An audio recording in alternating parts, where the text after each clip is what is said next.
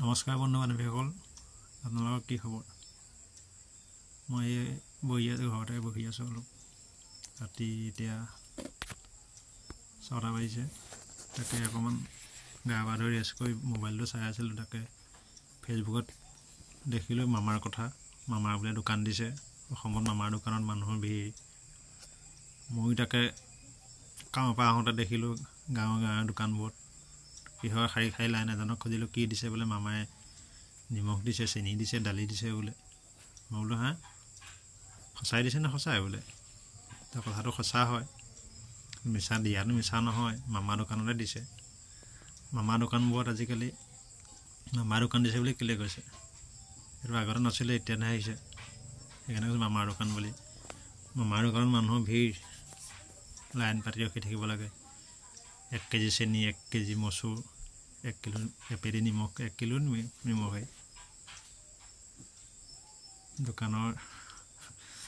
দোকান খুলিও ৰাজনীতি কৰিবলৈ ল'লে, দেখিছে।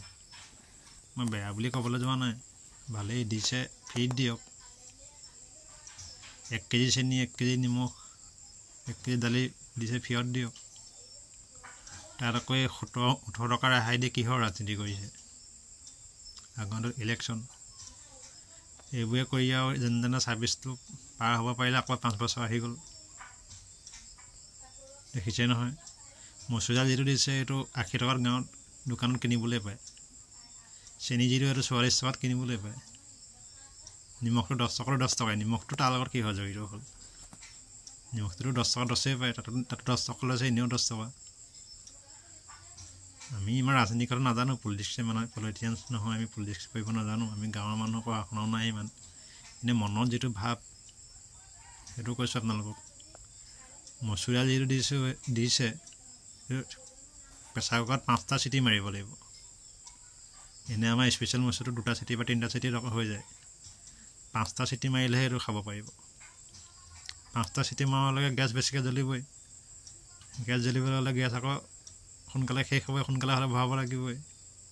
গেছ ভৰালে আকৌ চৰকাৰে টেক্স পাব। গেছৰ দামটোৰ কথা জানেই আপোনালোকে। চেনি কথালৈ আহোঁ।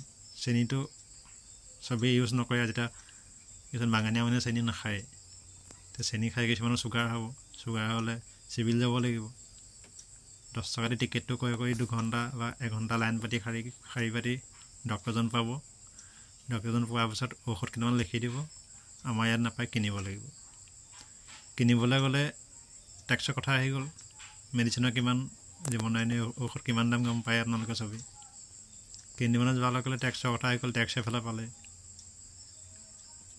বুজিছে নহয় কথাবোৰ? মোৰ মনৰ কথাবোৰ তেনেকুৱা যেন পাইছোঁ মই। আপোনালোকে এইটো নাভাবিব যে ভিডিঅ' বনাইছে ভিউজৰ কাৰণে, মোৰ কাৰণে। মই মনৰ কথা আপোনালোকৰ লগত শ্বেয়াৰ কৰিছোঁ। নিমখটো 10 টকাত দোকানটো পায়, তাতো পায়। চৰকাৰ কিমান তললৈ গৈছে চাওক। চৰকাৰে নিমখৰ লগত নিমখ দিবলৈ কি? নিমখ একদম সস্তা বস্তু।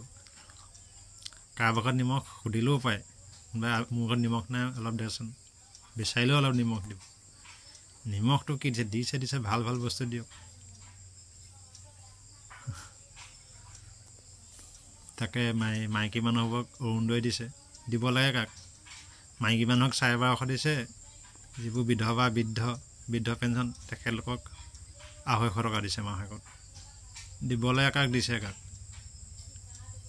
ভোট বেংকৰ নামত এইবোৰ ৰাজনীতি চলিছে। 26টো আগত আহি আছে, এতিয়া গাঁৱে গাঁৱে ঘৰৰ জিঅ'টেক কৰিছে, ঘৰ পাব। যেতিয়া ইলেকশ্যন এটা ওচৰ চাপে, সেই সময়তে মানুহৰ চৰকাৰে সাৰ পায়, আমুক কৰিব লাগে তামুক কৰিব লাগে, ৰাস্তা পদূলি বনাব লাগে। এয়াই আমাৰ অসমৰ ৰাজনীতি।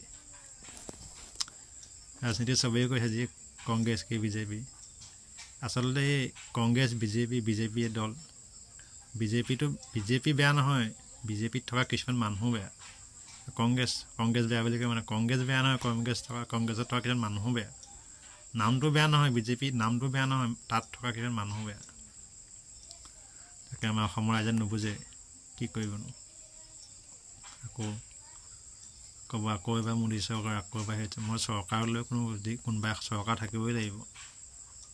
কংগ্ৰেছেই হওক, বিজেপিয়ে হওক, AGP হওক, যিহেই নহওক আমাৰ চৰকাৰ লাগিব। কিবা এখন চৰকাৰ লাগিব আমাক, যিকোনো এখন। কিন্তু অকণ ভাল কাম কৰক। কাম কৰিছে, একেবাৰে নাই কৰাবোৰ নকওঁ, বহুত ভাল কাম কৰিছে। কিন্তু এই দাইল দি, চেনি দি, নিমখ দি এইবোৰ লগত আৰু কি ৰাজনীতি দিছে, দিয়ক, ফ্ৰীত দিয়ক। আগতে চাউলকেইটা ফ্ৰী দি আছিলে, পইচা নহ'লেও চাউলকেইটা কিছুমান দুখীয়া ঘৰ আনিবলৈ যাব পাৰে। এতিয়া চেনি, দালি এইবোৰ দি পেলানি চাউলটো সেইকেইটা কিনিলেহে লগত চাউলটো দিব বোলে। সেইবোৰ কিহৰ ৰাজনীতি এইবোৰ নাজানো বাৰু ইমান। তাকে 2-4 কথা আপোনালোকৰ মনৰ কথা আপোনালোকৰ আগত প্ৰকাশ কৰিলোঁ। মোৰ কথা যদি আপোনালোকৰ একমত, কথাটো জনাবচোন, কমেণ্ট কৰিব। মোৰ ভিডিঅ' যদি ইউটিউবত চাই আছে, ইউটিউব চেনেলটো ছাবস্ক্ৰাইব কৰিব, লাইক কৰিব, কমেণ্ট কৰিব। ফেচবুকত চাই যদি ফেচবুক পেজটো ফ'ল' কৰিব, লাইক কমেণ্ট শ্বেয়াৰ কৰিব। তাকে আজিলৈ ভিডিঅ'টো ইমানতে সামৰিছোঁ। বেলেগ এটা ভিডিঅ'ত পুনৰ লগ পোৱাৰ আশাৰে ধন্যবাদ।